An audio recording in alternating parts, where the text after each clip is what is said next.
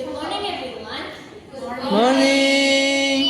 We are Group 7, and today we would like to present our mini research project with the title Challenges and Opportunities in U.S.-Indonesia Cooperation.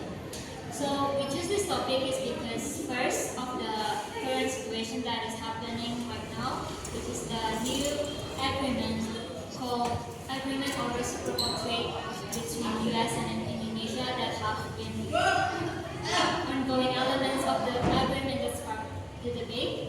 And then it is also based on a previous debate project with Group 2 that we are arguing whether we have to keep the all forms of economic cooperation that impose discrimination by local products while exploring raw natural resources or not.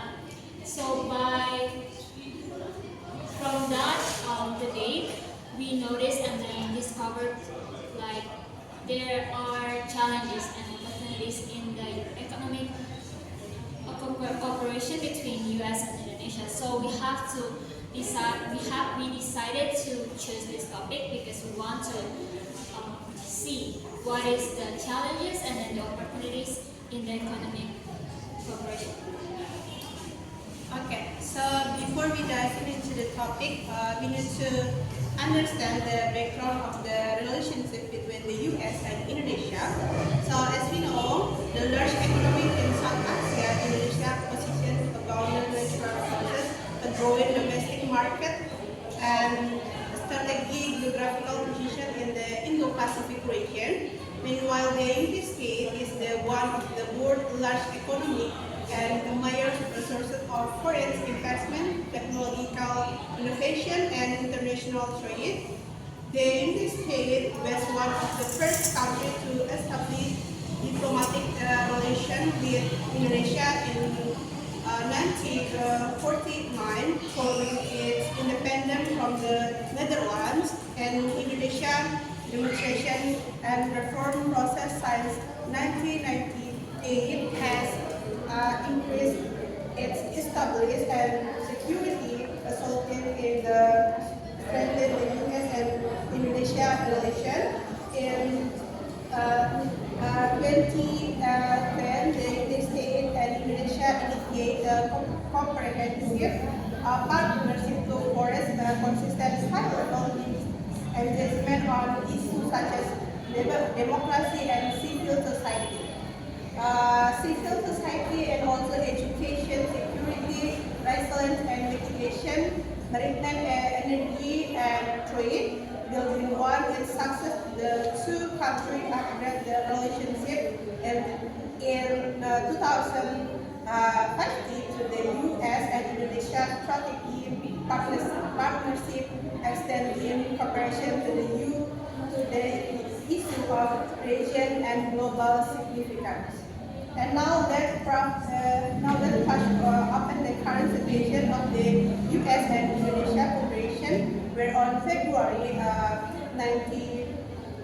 2026, the United States and Indonesia signed the agreement on tropical trade or trade agreement. Both governments describe the new framework as a way to lower certain trade barriers, increase market access, and trade and cooperation in strategic supply chain. Under the trade agreement, Indonesia is expected to benefit from a reduction in the U.S. tariff from 32% to 90% for foreign Indonesia exports such as textile, footwear, electronic components, and rubber-based products. And this includes outright reduction to 0% for 180, 90 critical Indonesia industrial and agricultural product lines, and including palm oil, rubber, coffee, and also compression. Indonesia has opened its door by removing import goods on the leafy tariff barrier on 99% of U.S. origin goods such as wheat, soybeans, and energy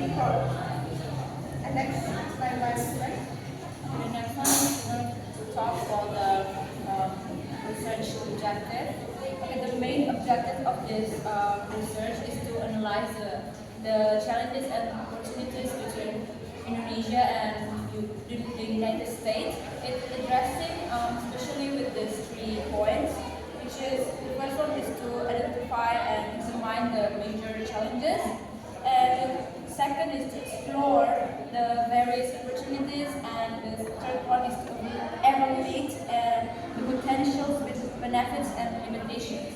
Okay, the first one is to identify and examine the major challenges that emerge in Indonesia's and United States economic cooperation, including to the issues related to the trade policies, tariff regulations, and environmental concerns. The second one is to explore the various opportunities generated through the economic relations between Indonesia and the United States. It includes the expanded market access, foreign direct investment, technology transfer, and employment creation, industrial development, and participation in global supply chain. The third one is to evaluate the potential benefits and limitations of existing economic cooperations frameworks between Indonesia and the United States. Thank you. So in this mini research project, we use literature-based to research and collect the data. So we collected the data and the information from various articles that we search on Google or Google Scholar. So instead of, because this only limit us with 6 bullet points, and then we have like more than 6 references. So here is the 6 references that represent the challenges and opportunities in our research. So the first source is from the Global Trade Alert, or GTA, and then KPMG, that is talking about the current tariff agreements in the latest in the U.S.-Indonesia cooperation, which is the Agreement on Reciprocal Trade. And then the second source is from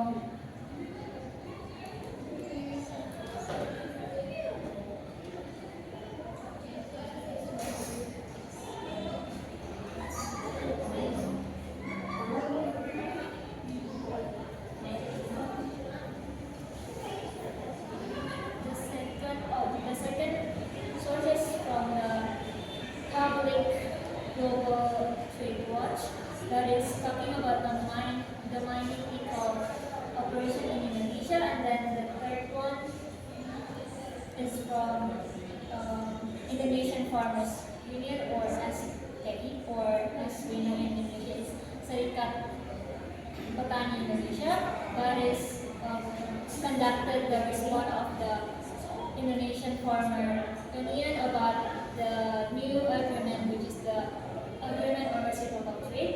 And then the fourth source is from the Presidential Advisory Council of the Republic of Indonesia. Then the diplomat that is talking about the trade opportunities and investment certainty generated by the ART agreement. And then the next source is from the U.S. Embassy and Consulates in Indonesia, United Nations Development Programs, or UNDP, that is talking about the energy transition and decarbonization financing opportunities from the GETP Corporation. And then the last source is from the White House, U.S. Embassy, and Consulates in Indonesia, that is talking about the strategic opportunities in the semiconductor sector, technology investment, and development cooperation from the CSP Corporation. So from those references, the first finding that we found is the challenges, of course, and then it is three main points of the challenges, which is the tariffs and equivalent, and then the mandatory purchase obligation, and then the final one is about the environmental degradation and health impacts. And then the second finding that we found is about opportunities, and it conducted four main points. The first one is we see the opportunities in the new agreement, which is agreement on reciprocal trade, and then also the opportunities in the other corporation called Just Energy Transition Partnership, as well with the comprehensive strategic partnership, and then the last one is we see the opportunities in the free port cooperation. And the first is tariff and equivalence. The agreement on reciprocal trade by which the United States tariff on Indonesia export to 19%, but in exchange, Indonesia must remove tariff barriers on over 99% of United States products, including agricultural goods, medical products, and automotive products. An international law observed from Universitas Muhammadiyah Yogyakarta found that Indonesia carries around 214 legally binding shell clauses in this agreement, while the United States only has about 9. This shows that the agreement does not genuinely reflect true reciprocity. Next, mandatory purchase obligation. Indonesia commits to purchasing United States goods and services worth 33 billion US dollar, including soybeans, wheat, beef, cotton, and even 50 Boeing aircraft. Within a fixed time frame, the Indonesian Farmers Union argues that this is restricting the country's ability to protect its own farmers, suppress domestic production, and threatens national food sovereignty, especially since Indonesian-owned export to the US do not get the same kind of guaranteed purchase commitment in return. Next, environmental degradation and health impact. This is particularly relevant to the nickel mining sector. Reports show that more than 500,000 hectares of rainforest have been cleared for nickel mining, and the smelting process relies heavily on coal, making it highly carbon intensive. On top of that, community around the Morowali industrial complex in central Sulawesi have reported a sharp rise in respiratory illness, while one medical clinic there has to serve around 19,000 workers. Our second finding is over to the positive side that is US-Indonesia economic cooperation. Market access via AMP. This is the argument by 119 Indonesia tariff line 0% treatment in the US market, covering products like plant oil, coffee, yogurt, and electronic components. Just Energy Transportation Partnership is mobilized around $20 billion in public and private funding to help Indonesia develop line, and the growing renewable energy infrastructure. Comprehensive strategy partnership. This opened the door for Indonesia to join the global singular conductor Spain and bring in business community. Okay, the last is private partnership in Papua. The genders main of the language convert the voice is the word. In the 2025 alone, this partnership contribution more the build in the status revenue. Overall, this portfolio slow that is comparison also bring real measurable benefit from Indonesia economy.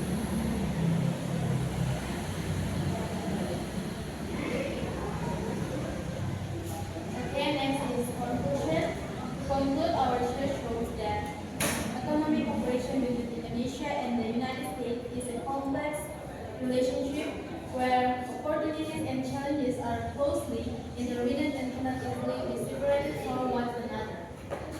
On the opportunity side, this cooperation has opened up significant market access through the ART, broad large-scale energy financing through the GECP, expanded strategic cooperation in technology through the CSP, and generated substantial state revenue through the Freeport Partnership.